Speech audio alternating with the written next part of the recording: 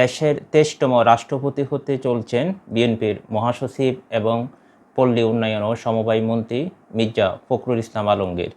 আজ দলের পক্ষ থেকে প্রধানমন্ত্রী তারেক রহমান মির্জা ফখরুলের নাম আনুষ্ঠানিকভাবে ঘোষণা করেন। যেহেতু মির্জা ফখরুল ইসলাম আলমগীর দীর্ঘদিন যাবৎ বিএনপির দলের মহাসচিবের দায়িত্ব পালন করেছেন এবং তিনি বলা যায় দুর্দিনে কাণ্ডারি ছিলেন বিএনপির। বেগম খালেদা জিয়া যখন জেলে ছিলেন, তারেক রহমান লন্ডনে ছিলেন, তখন হাসিনার আমলে পুরো দলকে মির্জা ফখরুলে চালিয়ে নিয়েছেন। তিনি অনেকবার জেলে গেছেন, অনেক মামলার আসামি হয়েছেন।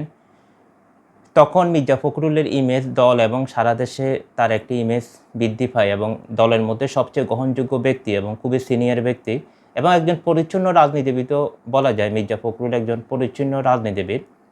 অনেকে মনে করেই থাকেন বিএনপির এই রাষ্ট্রপতির চয়েসের বিষয়টি মির্জা ফখরুলের যথাযথ সিদ্ধান্ত হয়েছে। এটি খুব ভালো সিদ্ধান্ত হয়েছে এবং ভালো পছন্দ বলা যায়। মির্জা ফখরুল ইসলাম দলের সিনিয়র নেতা, অনেক ত্যাগী নেতা।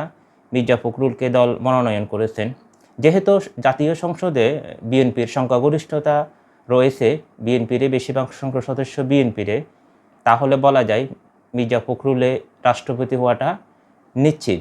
সংবিধান অনুযায়ী প্রতিটি সংসদ সদস্যের ভোটে রাষ্ট্রপতি নির্বাচন হয়ে থাকেন। আগামী 20শে আগস্ট এই রাষ্ট্রপতি নির্বাচন অনুষ্ঠিত হবে। মোটামুটি নিশ্চিতভাবে বলা যায় মির্জা ফখরুল হচ্ছে বাংলাদেশের 23তম রাষ্ট্রপতি।